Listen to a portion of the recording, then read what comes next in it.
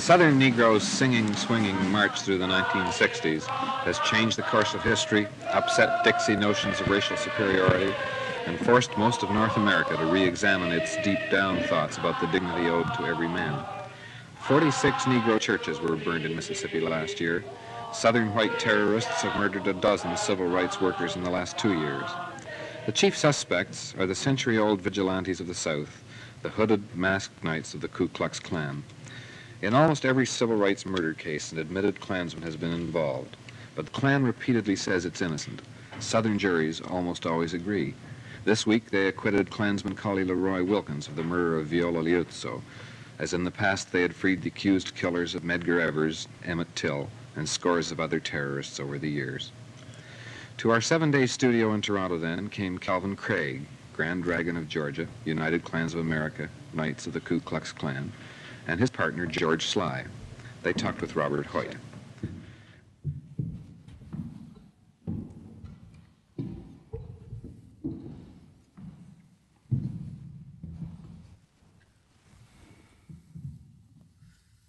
You are the Grand Dragon of the Klan in Georgia? That's correct. That's the highest office in Georgia? That's correct. About how many members would you say there are in Georgia? Or is this? Well, that's a secret. We would never give that information out. You would say it's a substantial number? That's correct.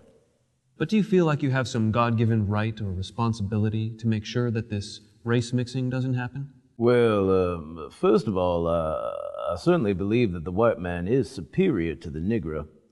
Let's look at the American Negro. Are you superior to the man like Martin Luther King or a man like Ralph Bunche? Well, the average American Negro morally is very lower than a white man. You've probably talked with a number of Negroes about problems like this. That's correct. And do you have any hesitancy at all about doing these things? No, sir, I do not. I have no animosity or ill will in my heart for any man. But we have a young man in the studio tonight named James Bevel, who is the director for the Alabama Project for the Southern Christian Leadership Conference. But I wondered if you wouldn't mind sitting down and talking with him about the same kinds of things that we're talking about here. Well, I don't think... Well, I'd like to get your ideas and his. Well, I don't think his ideas are mine. I mean, that's not what we come up here for, you know. I don't think it would be of any value to either one of us. Well, let me introduce you. We'll talk about this first for a few minutes. This is the Reverend James Bevel. This is Mr. Calvin Craig, Mr. George Sleigh. Reverend Bevel, I know that you spent most of your life in this, fighting civil rights causes and dealing with the problems. And I'm sure there have been times when you thought that if you could talk to the Grand Dragon of the Ku Klux Klan man to man, you might solve a few problems. Are there any things that you'd like to ask Calvin Craig? Well, on several occasions I've had the chance to speak to Klan members, and I think probably the main problem is, historically, a lot of the Klan members don't know how the race situation in the South even started. I think that our motives are misunderstood, the civil rights movement, or what we're trying to achieve in terms of our goals and aims. Reverend Bevel, Mr. Craig was telling me about all the things the Klan had done for the Negroes in Georgia and the South generally. And I had the impression from talking with you that you felt the Negro might still have some grievances in Georgia. Well, I think one, for instance, the Klan, I don't know about you were told about the historical development of the Klan and how and why the Klan came into being. I don't know, maybe the Klan is becoming nonviolent, but in the past, they were originally an organization based to terrorize the Negro people around the question of the right to vote. Do you know of any incident where I've been or the Klan has been involved in denying the citizens the right to vote in that state? Yes, I do. Would you be glad to point it out? Yes, Terrell County. Terrell County. I worked in Terrell County 1961 to 62. The Klan was involved?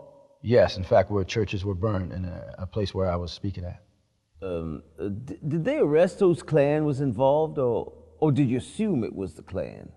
No, it was the Klan. Could I break in here for one moment? Being the Titan and the organizer of the South Georgia area, there was not a Klan unit in 75 or 100 miles of that county, Terrell County. They hadn't been in 4 years. Is that right? You're speaking of Dawson, George, am I correct? Terrell County. Terrell County. There was not a Klan unit in 150 miles of Terrell County. If you have evidence where a Klansman was involved in burning churches, have you turned that evidence over to the FBI? No, I don't turn evidence over to FBI. Oh, but you do have evidence of it. Yes. If you thought, if I burn your church and I'm a Klanman, you know I'm a Klanman, you wouldn't turn me over to the FBI? No. But you're not a citizen. I'm a citizen. You wouldn't be a Christian. No, I've been shot at personally by members of the Klan. They shot at my car. I didn't turn them over. Can you identify those? What, the man who shot at me? Will you identify them to me? The man who shot at me? Klansman. Identify the Klansman. Yeah, Horace Manusa, St. Augustine, for instance. Well, Horace Manusa is not a member of the United Klan of America. I mean, I cannot even... Well, what member was he of Klan? Well, I don't know, but he's not a member of the United Klan of America. So he's not a member of your Klan, but he is a Klansman. Well, I don't know whether he is or not. I don't even know the man. Well, he stated, that he was. Well, you see, on these churches, you stated that these churches were burned down by Klansmen. No, I didn't say I knew who burnt the churches. I said the people who, in fact, invaded the meetings, terrorized the people, and intimidated the people. Well, identified Klansmen. Yes. And you said you had knowledge of their identity. Yeah. Will you identify them before the FBI? No, because I'll tell you why we weren't particularly interested. What do you think you're doing right as a citizen that's supposed to be law-abiding, law-upholding? If you have any information on any man who violated the law, regardless of whether he's white or colored, don't you think it's your right, you're more or less compelled to turn him over to the law enforcement agency? No, I may or I may not. But let me say, in the Georgia situation in the Southwest... Would you be willing to go before a grand jury and identify these people? In other words, I'm all for identifying any person who violates the law, irregardless of whether they're a colored man or a white man, or whether they're NAACP or Klan, or they belong to another fraternal. If you have such information, if you have such knowledge, I urge you to go before the FBI or the grand jury, and I assure you that I can have one of them contact you for such information. Okay, no, let me tell you why we did not. Oh, did you feel now? No. Oh, did you feel that? Well, let me tell you why we did not. Number one, we felt we knew in order to effectively deal with the terror and the murder perpetrated by the Klan, we had to get the right to vote. Now, you must admit, in the state of Georgia, where Negroes, for instance, got the right to vote, the Klan lost its effectiveness in perpetrating violence against people. We talk in a very civilized way, and you can say that the business of race mixing is a cliche. But in this man's mind and in this man's mind, that's a fact. And it's something that makes him, in some way or another, hate you. Now, I've certainly been to enough. Is that true? I'd like to point, I'm more concerned to tell you that I don't hate the Negro. Mm-hmm. There's no hate. Well, I've got some of the finest friends, I guess, belongs to Negro race. But what I want to ask you... But you do say the Negro is inferior. I haven't said that. Do you say that? You never have heard me say it. All right, well, I just heard Craig say it. Do you believe the same? Well, I'd say some. Some are inferior to some whites. But you don't think it's a case of racial inferiority. That's the point. Let me get back to... What I want to ask him, this is a question, about as far as inferiority or inferior races. There's inferior types of people in all races, regardless. And I'm not actually able to determine which one would be superior to the other one. I know intellectually some of them are superior. Educationally speaking, why some of them are superior. All right, You have people in your race that would be far superior to some in my race. But as far as me hating the Negro, I don't. But I want to ask him this one thing. The Klan talks about protecting the sanctity of the white race. What does that mean? Well, he wants to... I don't know. What does it mean? Protect the sanctity of the white race. To educate them in a way. That's what I mean. More so than from the colored person. They don't fear the colored person. I think Reverend Bevel here said something to come to mind. But I'm only one question I want to ask him, though. We'll get back to this. I've been in a Klan since 1920. How many years would that be? About 45. All right, now. And for 40 years, I was active. Of course, the past 5 years, I'm more or less retired. I go out occasionally just to I have a degree team, and I travel throughout the Southland to initiate new candidates. But you spoke of mass murder. Tell me just in one instance where there's ever been any mass murder created by the Klan. Oh, well, we can go through history. Can you tell me just one instance? Well, I can't give you one instance. I can't recall documents, but I do have a book of activities of the Klan, the lynching of Negroes, the burning of Negroes. I had an uncle from Duck Hill, Mississippi. Now, you'd reckon the Klan did that? Yes, they came out in their robes. Reverend, that goes way back. Let's leave that for now. That was my lifetime. When these come back out of Civil War. Hey, you know, burning churches, and I asked you to identify them, and you refused. So to me, there's no point identifying Klan members to Klan jury. Not in the South. There's no point. Well, right what I have to give to you a little while ago, there wasn't a Klan man in 150 miles of that place, and I got a receipt at home where I donated $25 to one of those churches. And I'd like to say one more thing. The schoolhouse was burned in my county, and the first thing was said, the Klan rode, the Klan's riding. They probably burned the schoolhouse. So just recently convicted a Negro boy. They sent him off for 10 years. He admitted burning the school, and he was caught at school. All right, let's maybe stay with the cliches if that's where they are.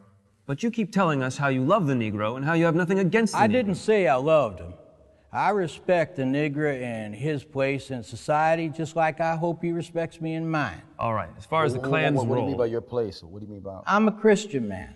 I go to church, I take part in all civic affairs in my county, and I don't try to persecute anybody.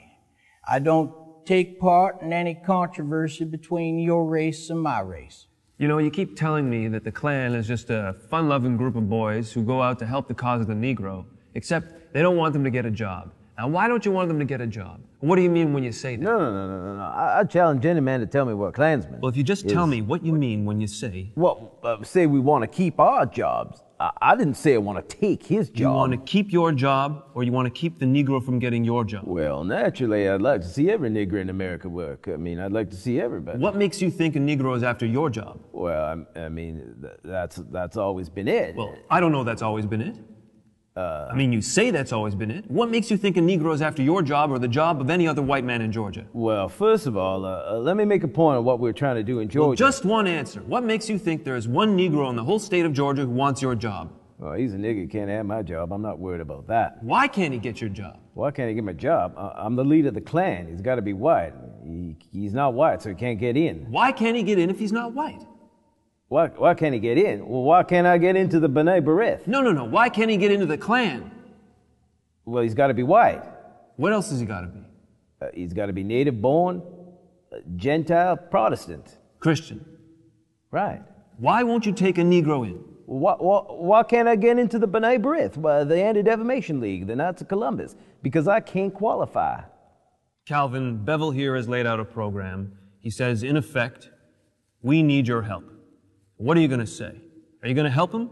Are you going to join Martin Luther King and help them? You get President Johnson to get the Klan leaders and the Negro leaders together on that Civil Rights Commission, and you will eliminate all this violence. You will eliminate all this hatred among the white people, which we have repeatedly asked for. In the state of Georgia, let me tell you something. Just a minute, Calvin. Why don't we just think about the fact that you're saying that we got to sit down and talk together when you're heading an organization as the Grand Dragon in Georgia with his green hat, and you're saying, we don't want any niggers in our organization. We don't even want to talk to them. Well, how are you going to sit down at the conference table and talk to them if you won't even let them in your organization? Well, that's like this. The Klan is a fraternal organization. Just like he might belong to some nigger fraternal I can't belong to. Well, that organization is... a fraternal organization that I can't belong to. Never mind. That organization, nevertheless, is dedicated to protecting white supremacy. To protecting, as you call it, the integrity of the white race. If we go right back to what he was talking about... Is that true or not? Well, sure it is. What integrity? The integrity we cultivated the last 100 years. Why won't you let them in? Well, why do they commit so much crime? Why are there so many on welfare in Atlanta, Georgia? Oh, come on, that's because... Oh, do you think... All right, I mean, let's there's just a job waiting. Calvin... most of them would just sit at home and draw on their welfare check. Calvin, we're almost out of time. Hollering for civil rights on one hand and handing out the other hand for the welfare all right, check. Let's just say, And the only way we're going to deal with this is bring it to the conference table to actually look for a workable solution for full employment. Full employment. Calvin, will you wait just 1 minute because we're almost out of time? You're saying that the reason you won't let them in is because he's illiterate, and he's responsible for crime, and he's all these things. All right, let's just say somehow, by some miracle, a Negro manages to pull himself up, and he's literate, and he's got a lower crime rate than you've got. Then will you let him in the Klan? No, sir. Why not? Because it's in the bylaws. Oh, bylaws. You can change bylaws, can't you? Well, you see, it's like if I can't carry out the laws of my organization, then I will leave that organization. It's like if I can't uphold the laws of the United States government, I will leave the country. I'm sure he obeys the laws of his organization. Why don't you want to let him in? Why do the bylaws say that? Why won't you let him in? Because the membership passed those bylaws. I know, but why don't you want them in? Do you want them in the Klan? No, sir, I do not. Why? Because I feel they have their own order. They have their own organizations. They have a right to operate and run their organizations as they see fit. You know, in one way or another, we're all members of the human race. That's correct. We got to live day by day. And most of us try to figure what's the most sensible way to spend your time. You know, we just don't want to waste it. And I think the point that Bevel here is making is that there's an awful lot of misery in the world, some of which affects black people, some of which affects white people. And you can't understand why, as an intelligent white man, you spend your time promoting an organization that doesn't know what kind of integrity it's protecting, when it's protecting some kind of white integrity, when instead you should be focusing on the big problems, on the real problems. Well, I have offered what I think is a solution, is to sit the Negro leaders and the Klan leaders down at the conference table and find out what the problems are, find out where these poverty conditions exist and try to eliminate them like I did in Georgia. Why didn't you call this meeting together in 1960 when you became the Grand Dragon of the Ku Klux Klan in Georgia? Well, I mean, 1960. Why didn't you call it? Well, the Reverend Bevel over here was just a little man on the totem pole, just like I was. Why didn't you call it? In 1960, you were the Grand Dragon. Why didn't you call the meeting yourself? I've repeatedly asked. I asked Senator Leroy Johnson. Why ask somebody else to do it? Why don't you do it? Well, I can't do it. Why can't you? You can send out invitations. You can issue press releases by the gallon. Well, can you ask the governor? I asked the governor for a public statement. I asked the President of the United States to do it. But you haven't done one thing as an individual or as the Grand Dragon of the Klan to actually promote this kind of social intercourse with Negroes in your own state or your own city. When you appeal to the Negro leaders, Have you done one thing? When you appeal to the Negro leaders, when you appeal to the governor, when you appeal to the President of the United States, how further can you go? I think you're doing a great job of appealing and a very poor job of calling together a group of people. We've got one agreement here.